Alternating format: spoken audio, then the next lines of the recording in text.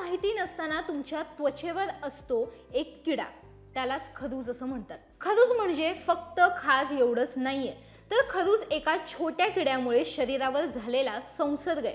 काही जण इसम याला खरूज म्हणतात, पण त्यावर वेळीच उपाय न केल्यास जखमा होऊ शकतात। म्हणूनच खरूज विषयी सर्व काही आजच्या या व्हिडिओमधून आपण जाणून घेणार आहोत। तर काय आहे खरूज पसरवणारा हा किडा? तर पूर्वी एक किडा फक्त प्राणी, पाळीव म्हणजे कुत्रा, मांजर आणि जनावरांमध्ये आढळायचा।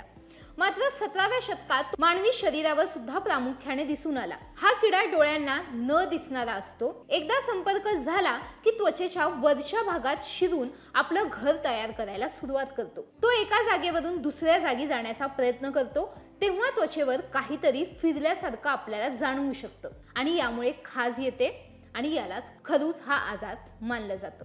आणि हा एक संसर्गजन्य आजार आहे। हा एका व्यक्तीकडून दुसऱ्याला लगेच पसरतो। आता खरूजचा संसर्ग नेमका कसा होतो? तर हा किडा सगळ्यात पहिल्यांदा जिथे दुमडलेली त्वचा असते तिथून पूर्ण शरीरभर पसरायला सुरुवात करतो। सगळ्यात पहिलं लक्षण हे हातांच्या बोटांमध्ये दुमडलेली त्वचा आणि मनगटावर दिसतं। एस आकाराचे वर्ण जे लालसर आणि फुटकुळ्यांसारखे दिसतात, पहिल्या 10 दिवसात या फुटकुळ्या पूर्ण शरीरभर पसरतात। आता खरूज होणाऱ्या जागा नेमक्या कोणत्या? तर जास्त खाज येत असल्यास त्या पुळ्यांमधून पू बाहेर येतो। मुलांना आणि पुरुषांना लघवीच्या भागावर तर अंडकोशावर देखील खाजऱ्या पुळ्या येऊ शकतात। काही जणांमध्ये तर अशा बारीक पुळ्यांसोबत अतिशय खाजवणाऱ्या पण मोठ्या गाठी सुद्धा दिसून येतात। याला गाठींची खरूज असं सुद्धा म्हटलं जातं। अशा गाठी विशेष करून कंबर, काखेचा भाग आणि लघवीचा भाग तसंच अंडकोशावर सुद्धा दिसून येतात। हा संसर्गजन्य आजार असल्यामुळे घरातील एका व्यक्तीला हा आजार झाला तर सहजपणे दुसऱ्या व्यक्तीकडे हा आजार पसरू शकतो।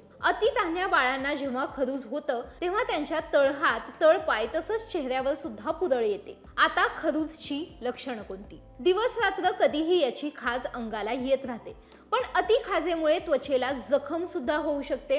अंगाला लाल फुटकुळ्या येतात, सतत हात आणि त्वचा खाजवत राहते, हे या रुग्णांमध्ये दिसून येतं।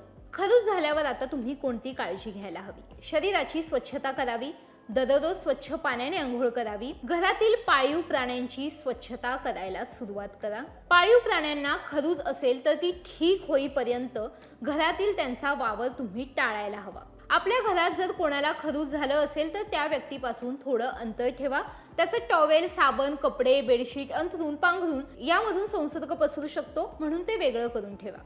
So that's all. या व्हिडिओमधून मी दिलेली ही माहिती तुम्हाला युजफुल वाटली का? आम्हाला खाली कमेंट्समध्ये नक्की कळवा। जर हा व्हिडिओ तुम्ही लोकमत सखीच्या फेसबुक किंवा इंस्टाग्राम पेजवर पाहत असाल तर लोकमत सखीचं फेसबुक आणि इंस्टाग्राम पेज लाईक करा, शेअर करा। जर हा व्हिडिओ तुम्ही लोकमत सखी हेल्थच्या यूट्यूब चॅनलवर पाहत असाल तर लोकमत सखी हेल्थचं यूट्यूब चॅनल सबस्क्राईब करा। सर्वात महत्त्वाचं म्हणजे तो बेल आयकॉन प्रेस करा, म्हणजे आमच्या व्हिडिओचे सर्वात पहिले नोटिफिकेशन्स तुमच्यापर्यंत येतील।